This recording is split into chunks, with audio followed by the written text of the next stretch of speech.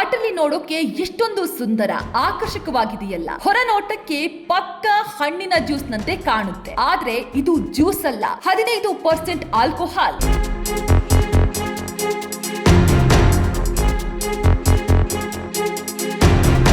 ಹೌದು ಪೋಷಕರೇ, ಹುಷಾರ್. ನಿಮ್ಮ ಮಕ್ಕಳೇನಾದ್ರೂ ಜ್ಯೂಸ್ ಅಂತ ಬಸ್ ಬಾಲ್ಸ್ ಕುಡಿತಾ ಇದ್ರೆ ಎಚ್ಚೆತ್ತುಕೊಳ್ಳಿ, ಯಾಕಂದ್ರೆ ಅದು ಜ್ಯೂಸ್ ಅಲ್ಲ, ಪಕ್ಕಾ ಮದ್ಯ.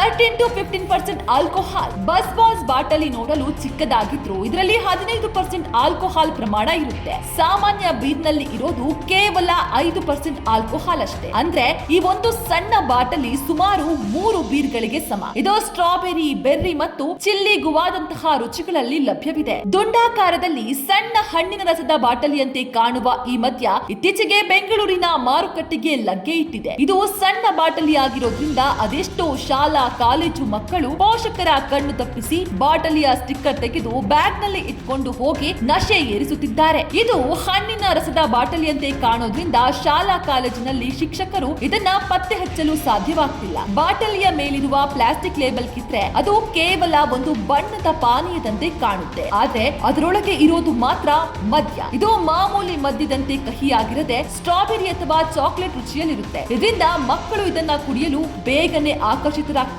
ಅಲ್ಲದೆ ಇದರ ಬೆಲೆ 100 ರೂಪಾಯಿ ಇರೋದ್ರಿಂದ ಯುವ ಜನತೆ ಹೆಚ್ಚಾಗಿ ಖರೀದಿಸಿ ಮದ್ಯಕ್ಕೆ ದಾಸರಾಗ್ತಿದ್ದಾರೆ. ಹಾಗಾಗಿ ಪೋಷಕರೇ ಎಚ್ಚರ, ನಿಮ್ಮ ಮಕ್ಕಳು ಕೂಡ ಬಸ್ ಬಾಲ್ಸ್ ಮದ್ಯಕ್ಕೆ ಅಡಿಕ್ಟ್ ಆಗದಂತೆ ಎಚ್ಚರ ವಹಿಸಿ. ಮಕ್ಕಳ ಬ್ಯಾಗ್ ಅಲ್ಲಿ ಇಂತಹ ಬಾಟಲಿಗಳು ಸಿಕ್ಕರೆ ಕೂಡಲೇ ಎಚ್ಚೆತ್ತುಕೊಳ್ಳಿ. ಸೌಜನ್ಯ, ವಿಜಯ ಟೈಮ್ಸ್, ಬೆಂಗಳೂರು.